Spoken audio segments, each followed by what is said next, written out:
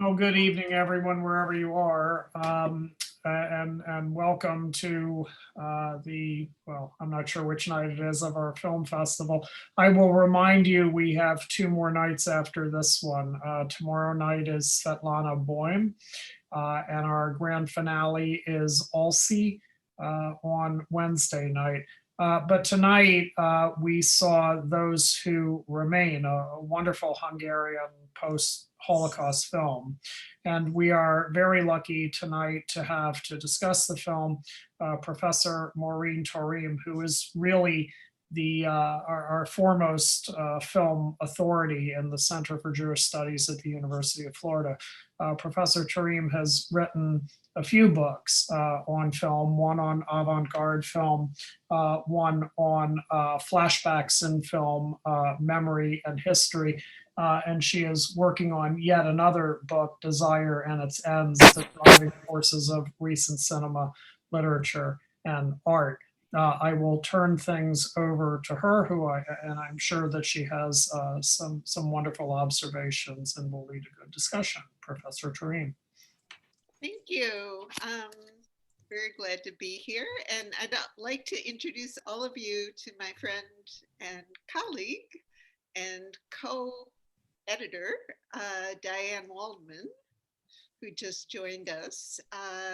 We are working on an edited volume called Desire and Consent in Adolescent Sexual Relations with Adults. And this film is going to be Diane's essay in the volume. So I hope that she'll join in particularly on those kinds of questions. I wanted to start out by emphasizing the aesthetics of the film and how crucial they are to any sense of our reaction to the film. Uh, it is a film very involved in understatement and minimalism. And that actually has a long tradition in Hungarian film. The directors Miklos Janszko and Belatar, two of the most famous directors in the world, developed even more minimalist styles than we see here. Um, and as Norm was generous enough to say, I wrote a book on flashbacks. So the function of the flashbacks in this film are extremely intriguing to me, as is the cross cutting in the lives of the two characters, the two main characters, when they have their moments of not actually being in the same apartment. I want to, so one whole series of things we can do is pick out a number of scenes and talk about how they function. And some of the scenes I wanted to highlight was the first exam, the photographs that she looks at in the album that is left for her by Aldo, um, who which he can no longer bear to look at, and the various, and this maybe is where Diana's going to come in, all of the physical relations between the two, the beds, the hugs, the park bench, etc. So we can get to that. I wanted to highlight the fact that he is a doctor and some of the meanings that has in Hungary. For most of the 20th century and up until the war, 60% of the doctors in Hungary were Jewish. And that is kind of fascinating in and of itself. Jews were concentrated in the professions, in business, banking, and they were kept out of many other occupations. The other thing is to highlight, and here I hope Alice will participate a great deal, the specificity of Can you Hungary. hear me now? I can hear you now, Alice. Okay, all right. The specificity of Hungary in the Holocaust and how late the deportations are from Hungary, and yet how absolutely devastating they are. So hopefully there's a lot more to say about the Communist Party in Hungary and et cetera, but I'll leave that to Alice during the discussion.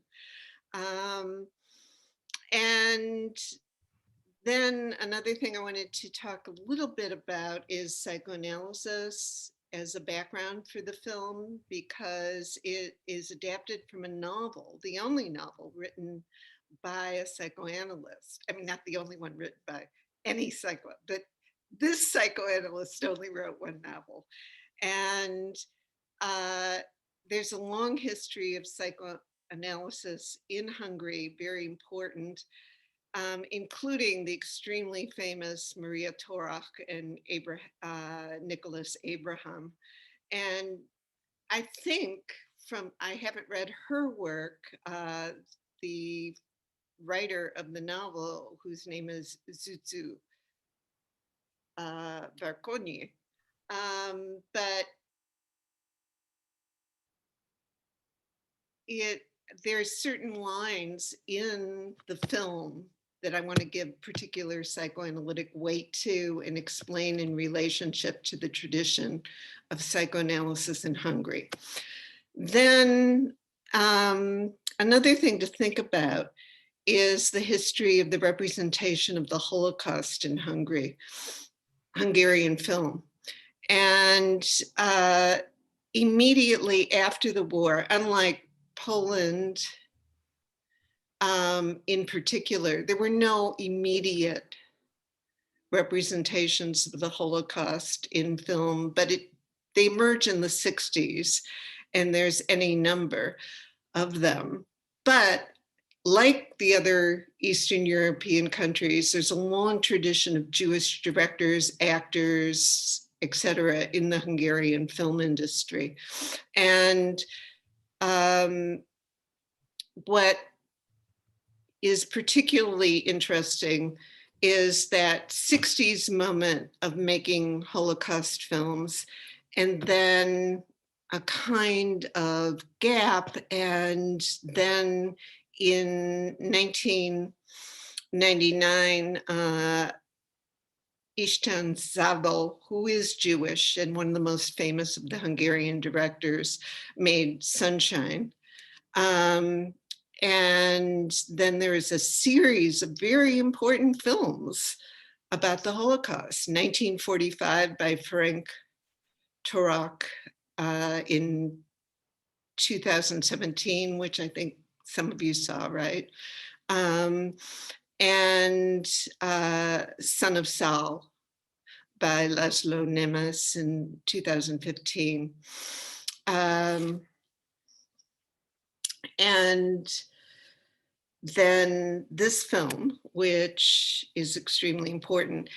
On the other hand, a Hungarian-born director, Jan Kadar, who some of you have seen his shop on Main Street, he worked in Czechoslovakia. So after the war, he moved to Czechoslovakia and worked in that film industry, which was extremely developed as well. Okay, so that's what I'm going to say as an intro.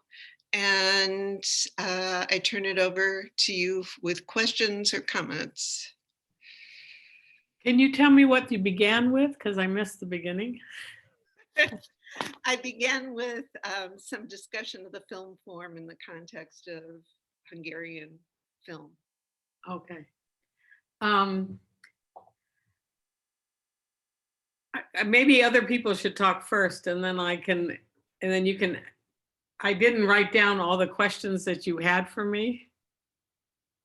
The one that or maybe I should start with what moved me. I was really afraid of this movie. I thought, oh God, a movie about a child and an adult man. Now, this is a nightmare. And then it's going to be 45 to, it's going to be 48. So it's going to really be about communism and the terrible tragedy of the Hungarians after the war. And they did that really well. I mean, the last part of it, apparently the novel is much more circumspect about their relationship. There's much less sexuality than in the movie. And so there is criticism in Hungary about the fact that he does allow some sexuality into this movie, when the whole purpose of the psychoanalytic question was the loss of one's parents and children, and trying to capture that sense of loss and love that is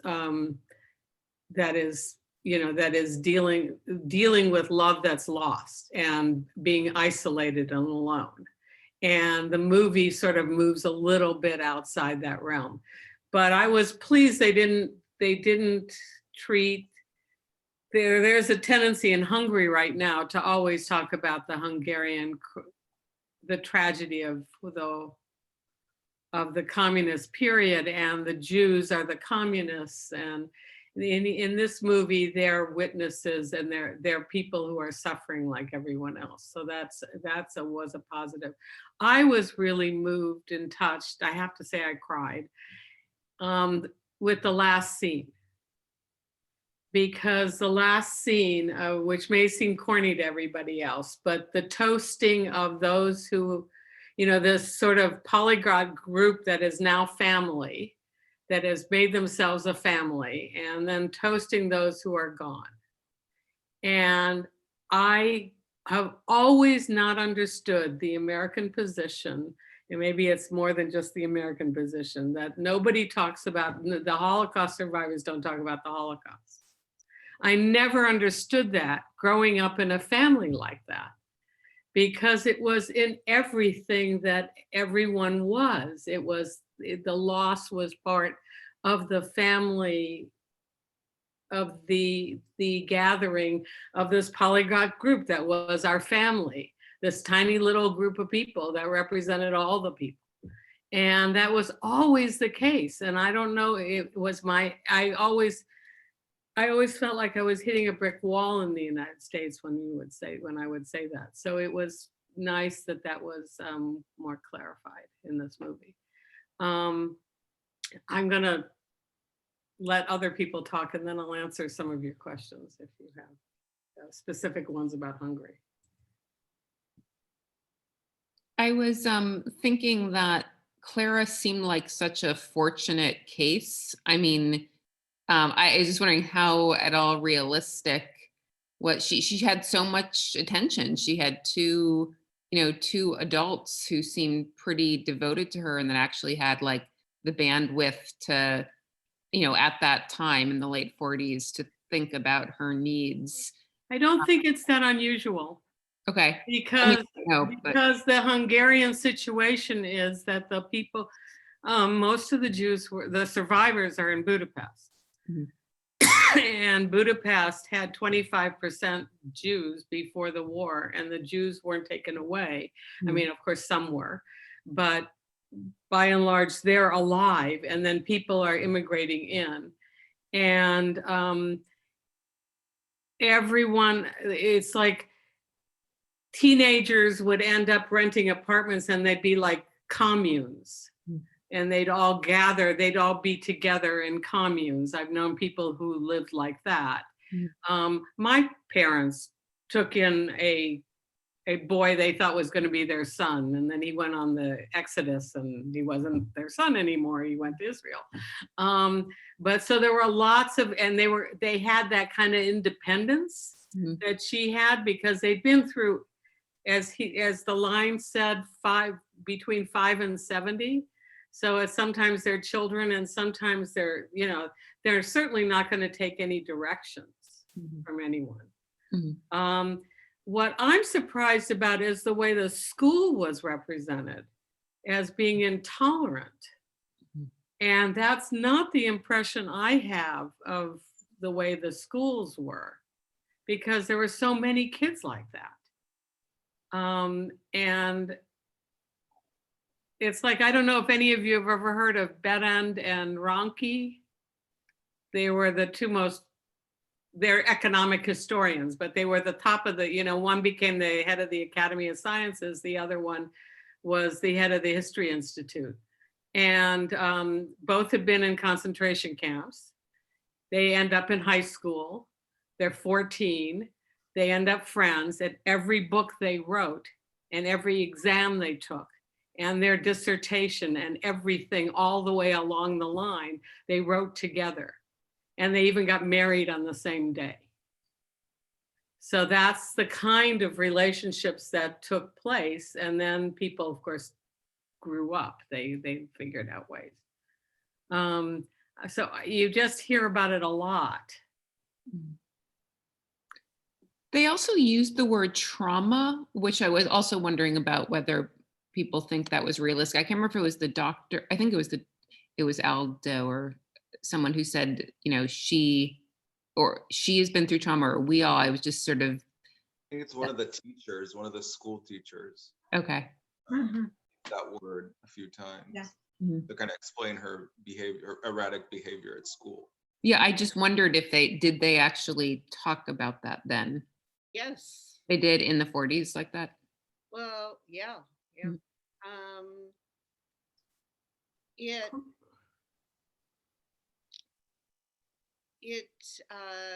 The development of war trauma as a psychoanalytic idea is 1917. It's during World War I. Mm-hmm. And the Cluj, a center of psychoanalysis, the medical profession in the Habsburg monarchy had different areas had different importances, different foci. And Cluj was the university had the psychoanalysts, and they all the Hungarian ones left for Hungary after World War I. So you have this very, very dominant psychoanalytic, and the communists closed that down. But up until 1948, 49, it's pretty big. Yeah, and that's when they go to France. Yeah. Hungarians, just the intelligentsia, especially the psychoanalysts, go to France. I think one of the questions for me was why they were still there in 48. Because 48, by the time this movie starts, it's too late to leave. But why didn't they go? Why did he stay? That never really is explained, except they were both capable of leaving. And I bet they all leave or the movie lets you assume they're all going to leave in 56. No, Diane has something to say about what she discovered in the novel, and we'd be very grateful to you, Alice, if you'd actually, because the novel has not yet been translated into English. Oh, Yeah, I haven't read it. it's- I just read about it. It's been translated into German, as far as I can see, but I not. got my way through the German. Yeah, not into English, but the novel extends into the late 60s, early 70s. So I think it's one thing to consider is why the director of this film chose to end in 53.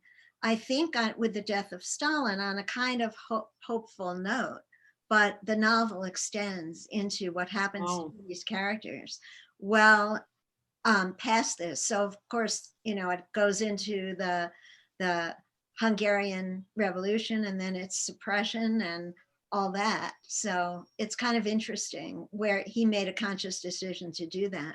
I've also read, and I wish my family is part Hungarian, but I wish I spoke Hungarian, but I don't. But apparently also that the novel has a lot more of the backstory of each of the two characters. Oh, yeah. That is very pared down. As Maureen said, it's a very minimalist aesthetic in this film. And I think that's a really interesting aspect of it too, that we only get these little snippets. I think more subjectivity is attributed to Clara, and we get these little snippets, but we learn about both of their past, but in a very minimal way, I guess, compared to this novel that I haven't been able to read. But from what I've read about it, that's true about it. The reviews talk about the quiet film. And I think it is, and they praise it for that because it could so easily have become cliche by talking about what happened to them. And so instead, it doesn't focus on that. And I was surprised to read, and I maybe it wasn't true, but because I don't know, I can't judge the reviews I read, but one said that it was planned for TV. It was supposed to be a TV drama, which would explain why it's so visually minimalist. Well, the framing is always gorgeous. I was really intrigued by the doctor's office and the whiteness of it, which obviously is also characteristic of Eastern European doctors' Looks like a doctor's office. Yeah, but the first part of the film makes use of that white so dramatically. And the posters of the body parts that are behind him. So that it itself becomes a kind of emblem of dismemberment and bleakness in really fascinating ways. I think there's also a real contrast between the darkness of a lot of the settings, Aldo's apartment, and then that final scene that Alice mentioned, which is just so light. Yeah. I mean, that final apartment is just filled with light. And the contrast between those, I think, is really marked also. Yeah, and the between the lines indications, for example, the idea that the Jews have had apartments restored to them by the government, but not the same apartments that they had before. And the question that ends up being discussed when the cousin visits, the question of how his belongings are regained is really interesting to me. But it may be partially explained by the fact that the deportations don't start until 1944. And so there isn't that long a period between the deportations and the return of the Jews from the concentration camps.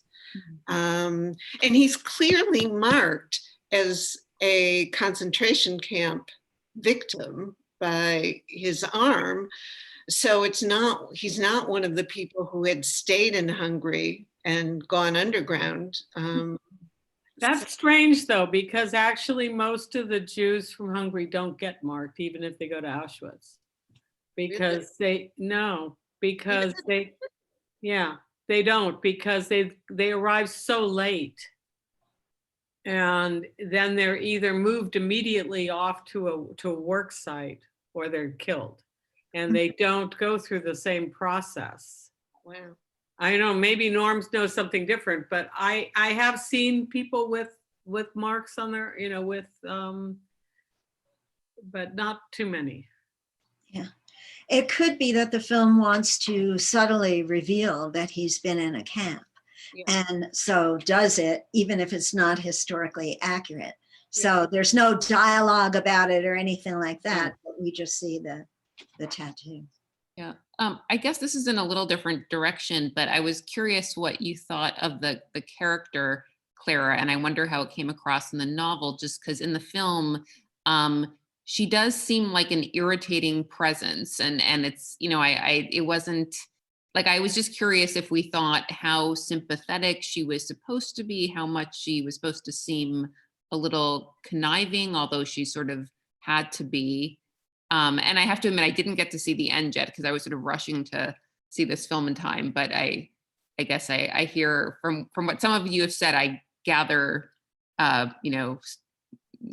guess some of what comes at the end. But I'm just sort of curious about like this kind of character and how, like, what we're supposed to make of her. Well, she's an extremely dynamic character in the literary sense, in that she starts out Mm.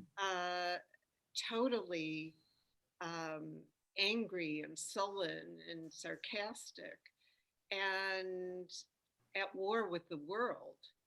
And as in the process of their interactions, softens.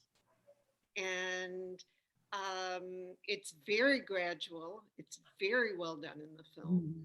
And I think the key phrase for why she's so attracted to him is during that initial medical examination where he's supposed to be checking whether she's going to go through puberty normally. And he says, I think the hormones are the least of the problem, which is a very sarcastic way of putting everything, and an understatement, but sarcasm. And that attracts her.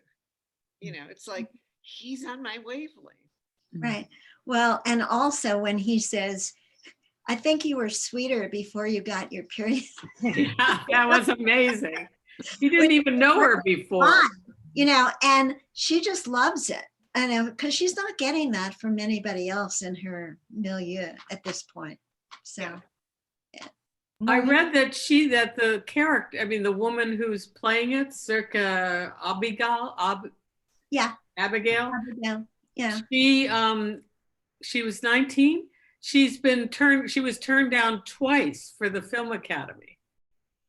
So she studied at the theater school instead because she couldn't get into the film school. Wow, and she's perfect. Yeah. She's So amazing. now she's like, Yeah. Yeah. Maureen, would you develop a little bit the role of the visuals, in particular the family photo album or the photo album that she's going through?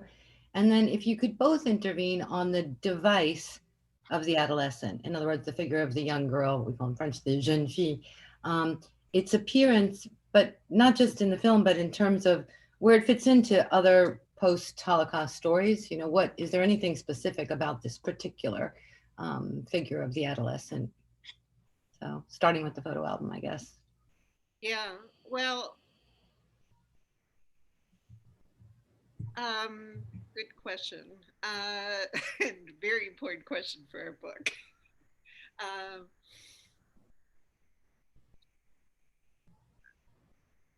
I think one of the things the film does is that it pivots the trauma of adolescent puberty on dealing with her trauma. And it does so in really interesting ways. I think if you remember the bath scene where she imagines herself bathing with either herself or her younger sister. I assumed her sister. So did I, yeah. Yeah. But Diana is in the book? Enough. Well, like I said, I haven't read the book, so I don't know. Okay. I thought it was ambiguous enough to play on the polysemy, on exactly. That's what I think, actually, because we don't even know about the younger sister until later. So it was meant to, it was meant to be that doubleness. And it's, this moment of lost childhood, the loss of self, the loss of sister, and the awkwardness of becoming adults. And this attempt to take on the trappings of being adults, which is played out in the lipstick scenes. There are two lipstick scenes. There's the one with the girls, and there's the one where she's dressing to go to the party and he tells her it's too much. And she defiantly won't take it off until she's outside. And then she takes so I think it's that moment of and he recognizes and is very patient with the fact that she's extremely smart, even though she's not doing her schoolwork. And he just brings out that calm in her. He never says to her, calm down. He just calms her down. And it's a really gorgeous relationship that she understands and accepts, and she accepts his love when she can't accept love or caring from anybody else. She can't accept it from her great aunt. She does eventually. Yeah, but because he's taught the great aunt how to. He's intervened. I'm sorry. Amenorrhea. So that I think it's really interesting that they used an actual teenager, or I mean, they used they portrayed it as a teenager, because amenorrhea is predominant in the camps, right? That because of starvation, so women lose their periods and then they get them back. And there are all these descriptions of in DP camps immediately after the war of, I've forgotten her name now, the English woman who creates Amnesty International. She describes going to a camp of all Hungarian Jewish women about the ages of 14 to 20, right? That's the surviving group, maybe 14 to 25. And how they're discovering their femininity for the first time in a DP camp without any family and with soldiers all around them. And so she comes in and tries to teach them how to be proper young ladies or something, how to not sell themselves short. And so that's part of the story here. And in Budapest, the sex and age thing is very strange. So that all the children are dead outside in the countryside. And the women die in the countryside, but the men survive.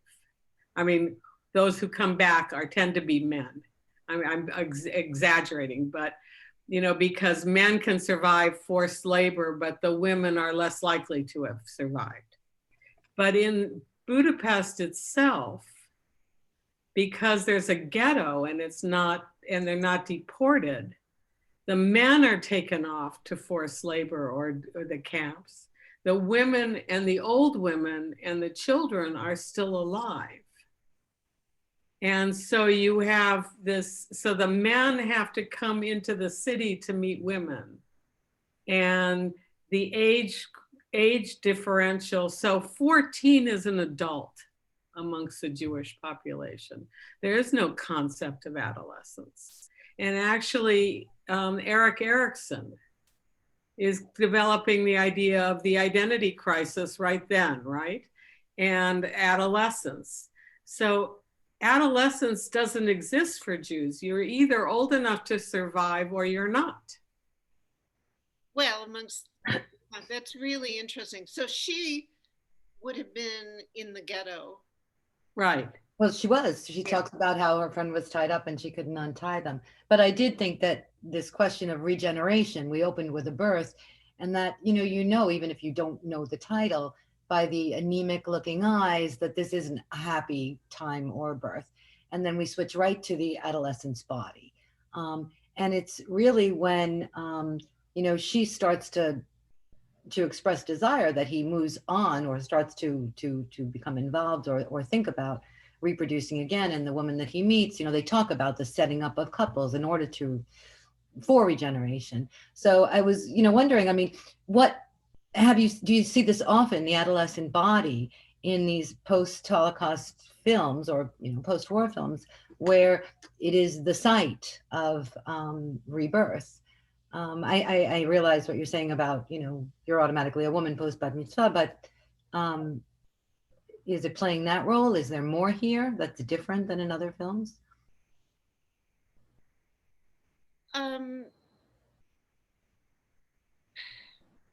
Most of the other Holocaust films don't deal with children with becoming adolescents. This is sort of, even though some of the directors themselves, like Polanski, was a kid, was an adolescent in the resistance in Poland during the Holocaust. And yeah, lots. But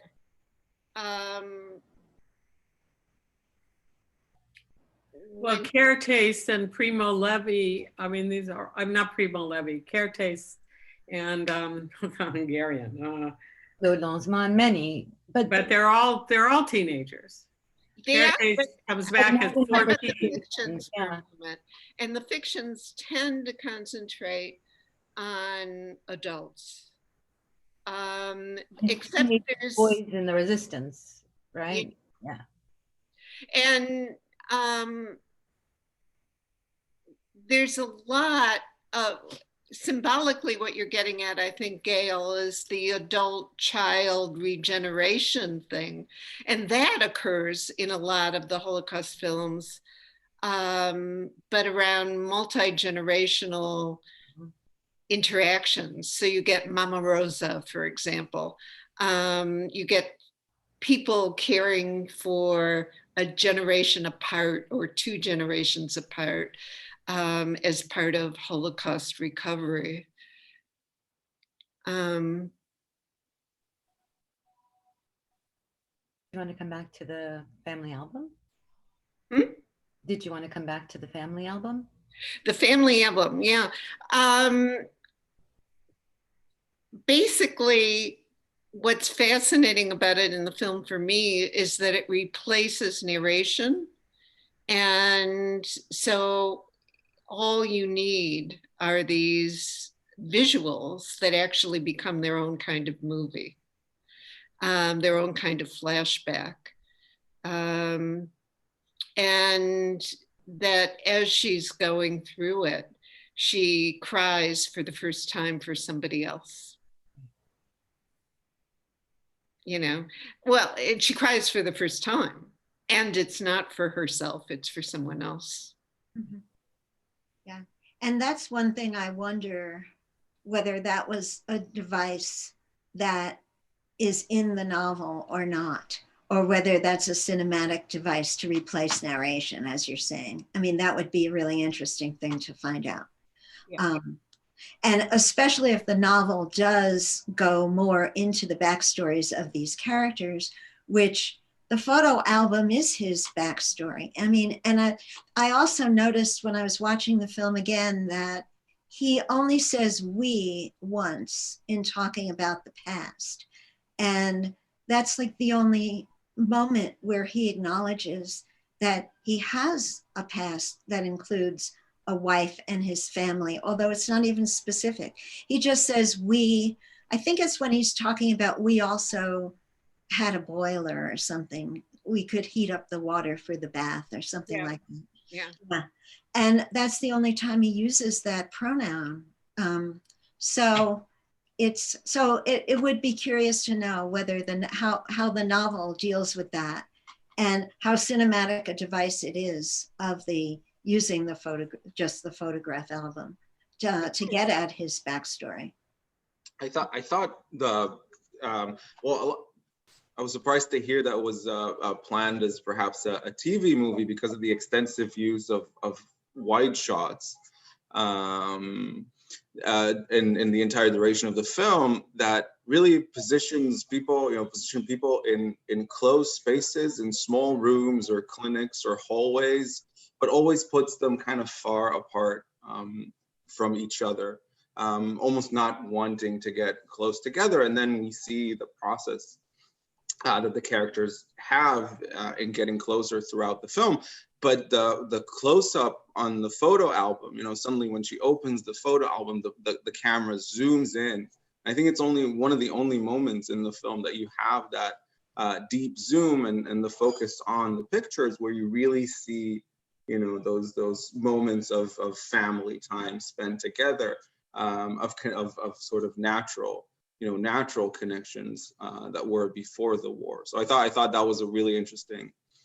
And she's lying on a Persian rug, which is a form of elegance that I doubt that many Jews got back.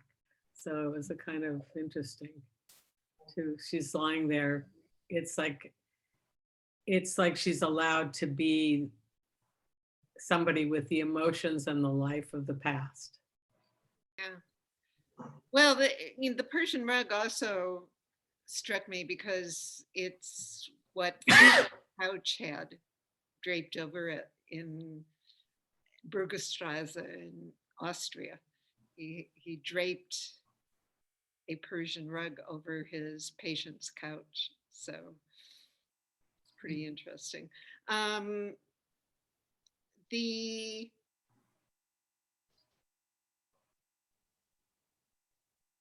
He gets one dedicated flashback though, right? One is from his point of view. Which Which one? one? I don't remember. Because I don't remember it either. It's of his wife.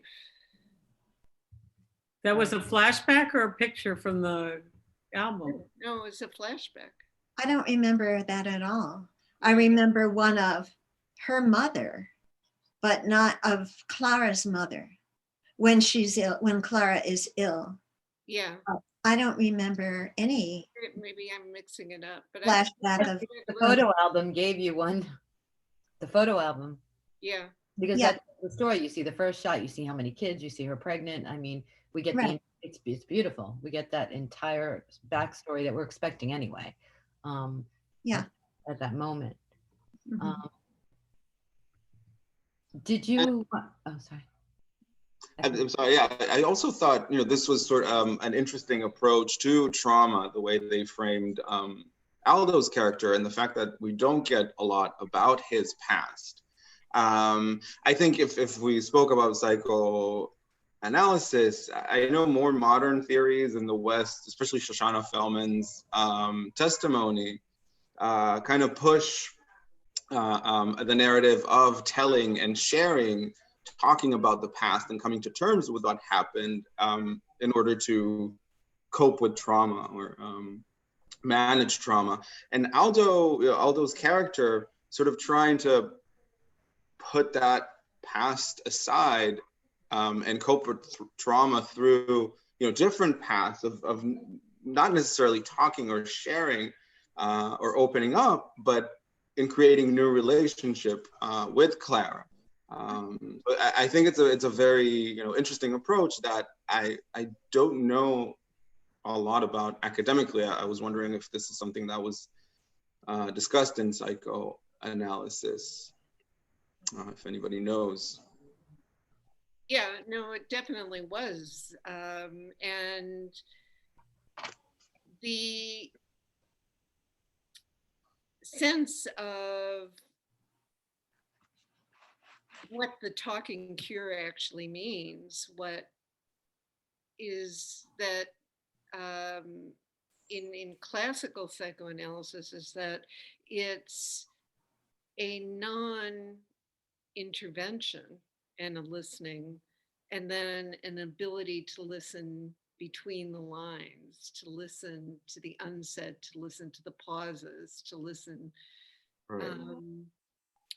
to what the patient can't themselves hear as they're saying. And so it's not just a content reading of what's said, but a very educated listening to articulation. And the Hungarian school of psychoanalysis was particularly attuned to that, which is pretty fascinating. They're just completely involved in language and the ways in which language both represents and hides. So they actually veer away from Lacan towards Derrida as a result.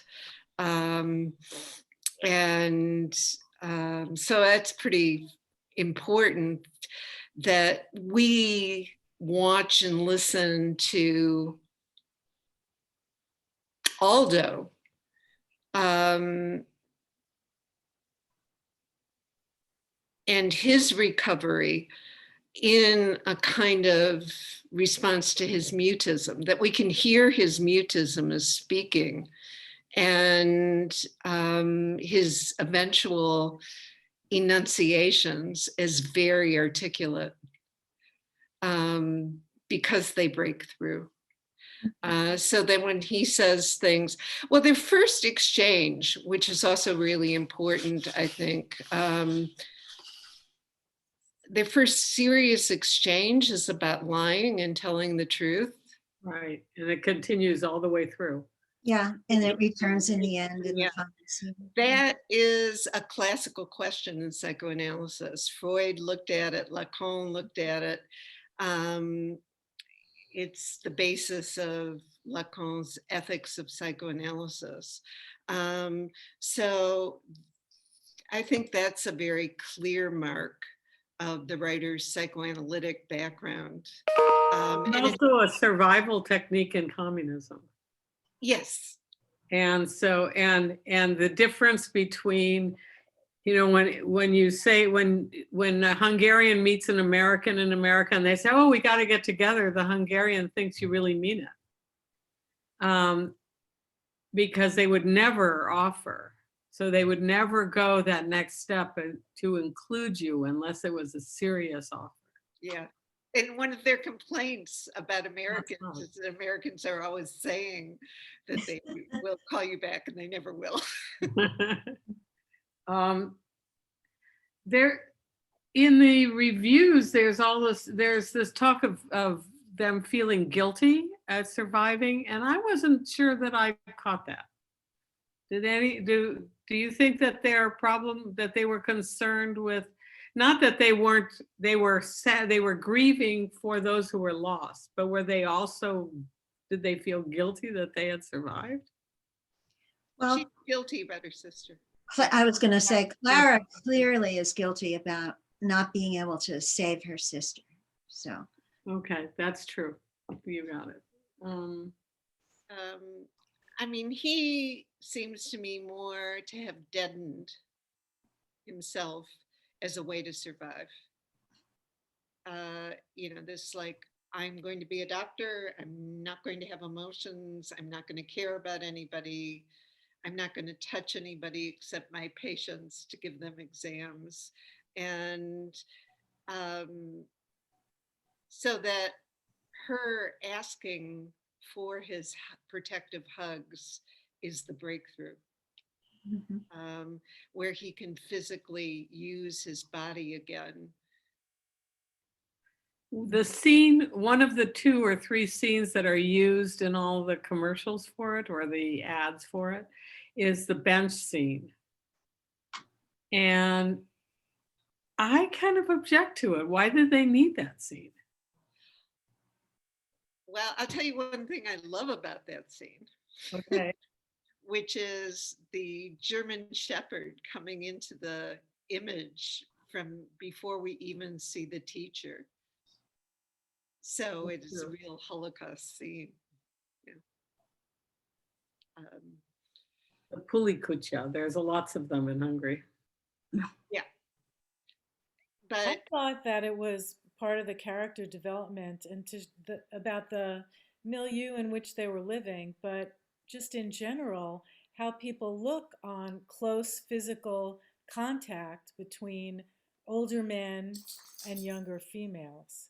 And that was part of the journey for them. And it was part of the journey for me as I watched it, wondering, where is this relationship going?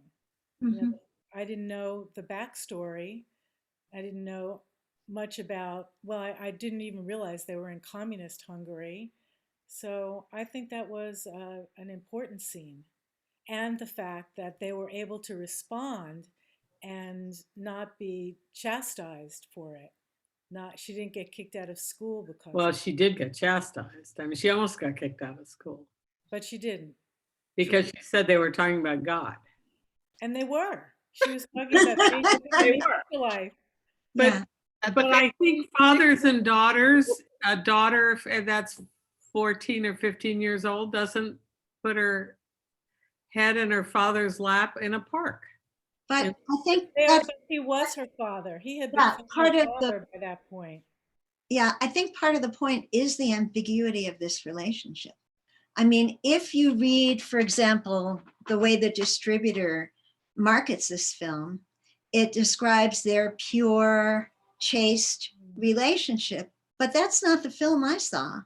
I mean, it's much more ambiguous than that. And, you know, I want to reply both to you, Alice, and also to Gail, I think, in the trajectory of the two stories. There's two stories here. So the one is the how these two damaged, traumatized people find each other and start to heal. And the other is the psychosexual and physical development of the adolescent and how the two come together and I think that if you look at a traditional kind of psychoanalytic reading of adolescence, one of the main tasks is to separate from the parents and to detach from the primary love objects of the parents and move on to an appropriate aged person, right? And I think that one could read this film as tracing that kind of development and the ending showing the successful thing. But I think it's a lot more complicated. And what's really interesting to me is the thinking about that process of adolescence. But what happens with someone whose parents have been wrenched from her? What happens to that supposedly normative kind of process that all adolescents go through? And I guess there has been some work on what happens in terms of those kind of Oedipal crises, whatever, detaching from parents or parental figures, moving on to other love objects.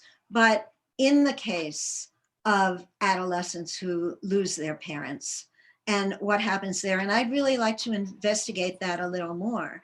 But I do see the film making the dealing with both of these stories and the way that they come together. And I think that the crucial night when she is so frightened that he will be taken away and that it might revive that initial sense of loss that she's experienced with her parents, and that's the moment where she tries to she breaks the boundaries and approaches him in a more sexual manner, and then he backs away from it. That's really important in thinking about the way those two stories come together. I think you're absolutely right. Yeah. And that use of that milk glass insert in the door where they just see the shadows pass. Yeah, that brings back both of their traumas. And that's the moment where she's not just, they're not just hugging, she's kissing his neck. Exactly. That's also such an important scene politically because it really shows Jews as part of that fear rather than as the perpetrators, because Jews are portrayed as, Rakoshi and the police, and they're the ones doing it to the Hungarians. And here Yeah. are two Hungarian Jews From, from what I read, they were, some of them, they were Jewish, right? But they renounced their Judaism. well, And is that right, Alice? well, it's the Jews who went to Russia during World War II. And so they come back as communists. Do they renounce their Judaism? Everybody renounces their Judaism. I mean, the characters in this film aren't presenting themselves as Jews either. Mhm. Don't believe in God, don't care about, God has forsaken us. Right, it's very subtle. So it's not Faith and a Hitler. religious moment, and the religious community itself is being blamed for the death of the Jews. Although he does pray, right, when she's sick, I think Yes. yeah.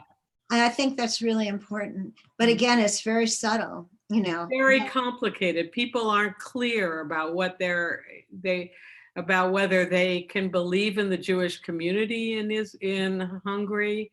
Zionism is not particularly Jewish either. I mean, you have to be a Jew, but not a religious Jew. And that's her alternative. She could have joined in with the group that's going to become kibbutzim and go to Israel, right? But Is Zionism banned in this period? No, Zionism is very active. And in 1940, the problem is that the Hungarian Jews, I don't know if this is what I read in the documents, but I'm not sure that it's absolutely true. This is what I read in the archives. And that was that the Israelis so the new Israeli government is telling the Jews of Hungary not to, or as they're making it, telling them not to leave yet. Because they have to worry about all the people who don't have a place to live. And then the Jews get locked in Hungary because it's too late. And there's all these negotiations in 1949 to get as many people as possible out. The way to go is to go to Romania. And Anna Pauker has made an arrangement because her brother is in Israel. And so Jews can leave through Romania still. do you think that his fear is that they will use the sexual impropriety that they imagine to be taking place against him as a Jew to get rid of him as a Jewish doctor? For sure. And also they'll get her kicked out of school, get him blackballed. So the underlying fear is not about the exposure of the sexuality, it's about anti-Semitism. Well, I don't know. It's both. I mean, isn't it? It's both. Well, what's the significance when they go to visit his friends to get the three girls together and see how they socialize? There's a mezuzah on his doorpost, and then he's recruited by the communists. How does that tie together? I don't understand. Jews joined the Communist Party in 1948. There are a lot of them. Mhm. And then at some point along the way, so 1949, you start having the purge trials.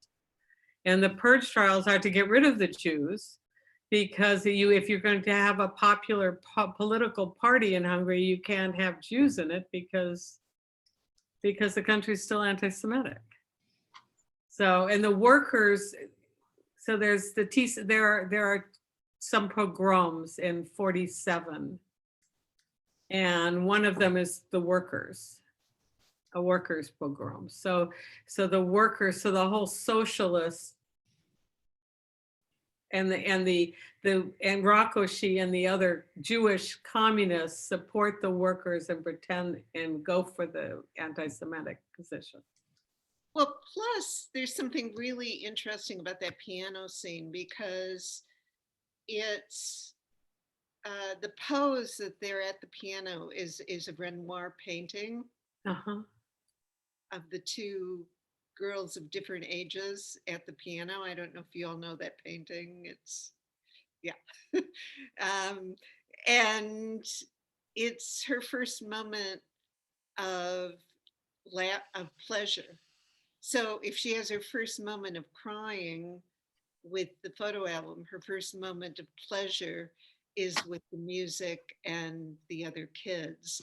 And in the adolescent trajectory that we were talking about a moment ago, your first, adolescents bond first with same sex and then moved to be able to,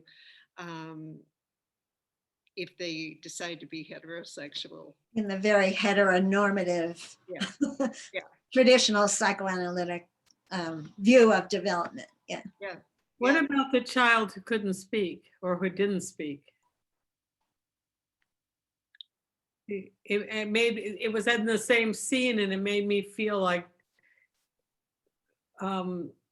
Clara was supposed to be somehow less damaged than this little girl. Then the little girl, yeah. Mhm. Maureen, do you think that the Renoir was selected only for its subject matter or because it's Renoir? Because that model, well, I mean, he's wildly anti-Semitic. So, I mean, do you think there was any consciousness there or?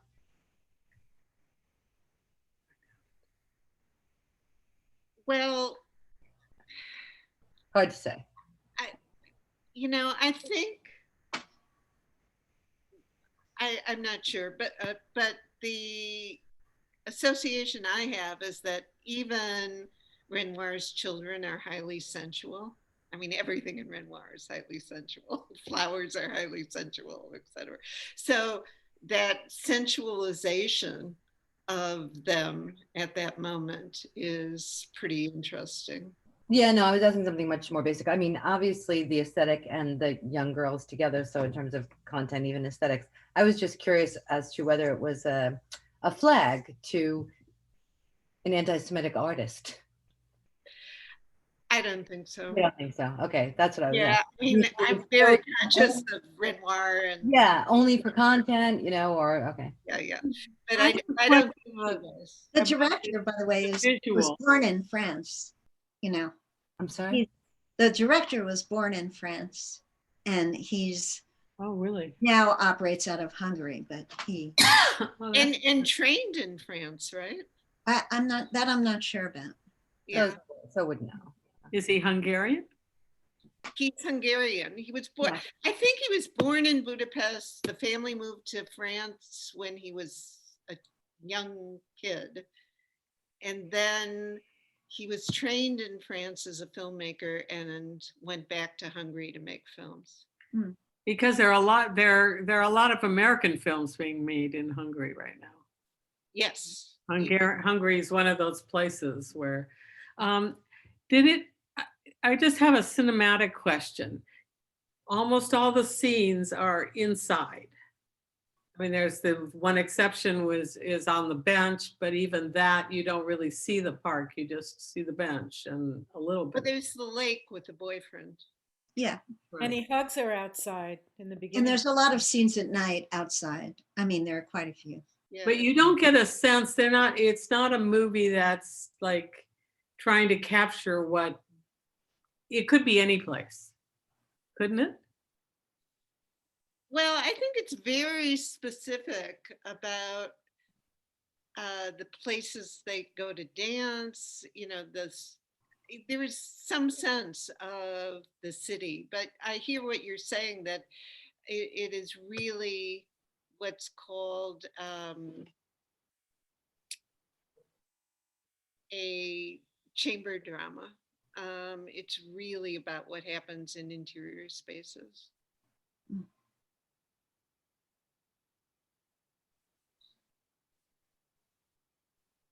So that brings up a question for me of whether or not so it's in interior spaces because it's really about what's internal. It's the people locked up inside themselves and how they are going to sort of break open that to be part of the world.